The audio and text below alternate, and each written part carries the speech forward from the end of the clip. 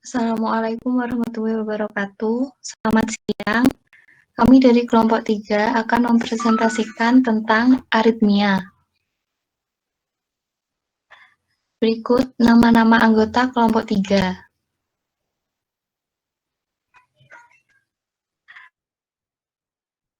Aritmia adalah gangguan yang terjadi pada irama jantung atau variasi-variasi di luar irama normal jantung berupa kelainan pada kecepatan, keteraturan, tempat asal impuls, atau urutan aktivasi dengan atau tanpa adanya penyakit jantung struktural yang mendasari.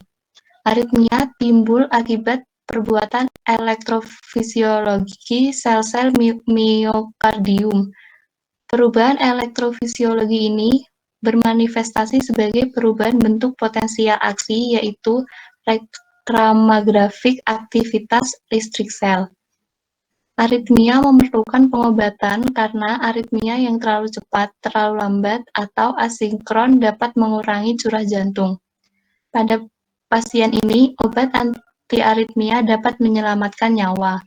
Di pihak lain, obat antiaritmia dan khususnya kenyataan bahwa obat-obat ini dapat memicu aritmia yang mematikan pada sebagai pasien mendorong dilakukannya reevaluasi terhadap resiko dan manfaat obat-obat ini.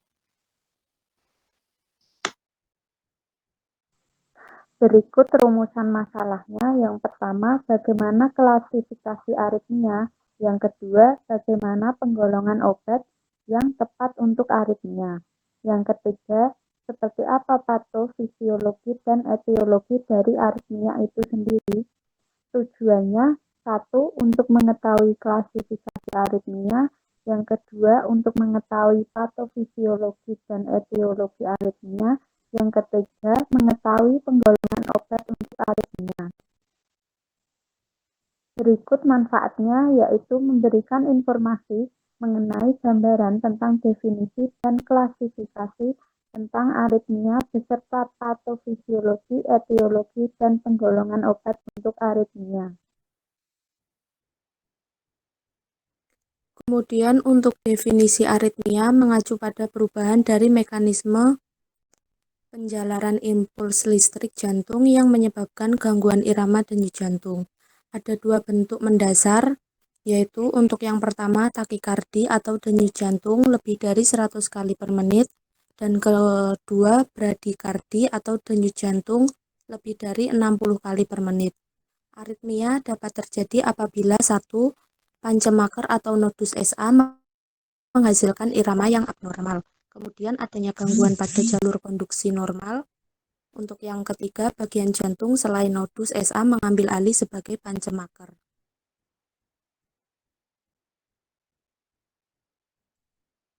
Untuk klasifikasi gangguan irama jantung, yang pertama supraventrikulat takikardi atau singkatannya SFT, dan yang kedua ventricle takikardi, kemudian ventricle fibrilasi, keempat ventricle ekstrasistol, dan yang terakhir bradikardi.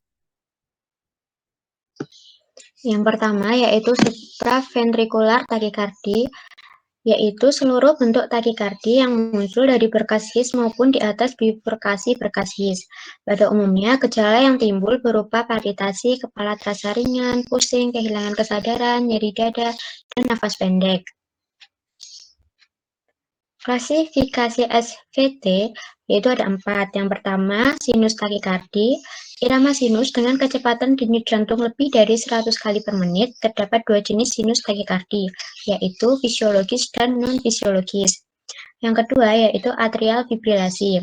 Pada atrial fibrilasi, impuls listrik tidak dimulai dari nodus SA, melainkan dari bagian lain di atrium atau di dekat V pulmonalis. Yang ketiga, atrial flutter, disebabkan karena adanya perlukaan pada jantung akibat penyakit jantung atau prosedur operasi jantung. Yang keempat, atrial ekstrasistol, sering muncul pada jantung normal, namun pada umumnya berhubungan dengan penyakit jantung struktural dan frekuensinya meningkat seiring pertambahan usia.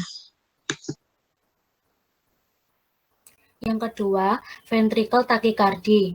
Ventricle ekstrasistol yang timbul lebih dari 4 kali berturut-turut merupakan salah satu aritmia letal atau berbahaya karena mudah berkembang menjadi ventricle fibrilasi dan dapat menyebabkan henti jantung atau cardiac arrest.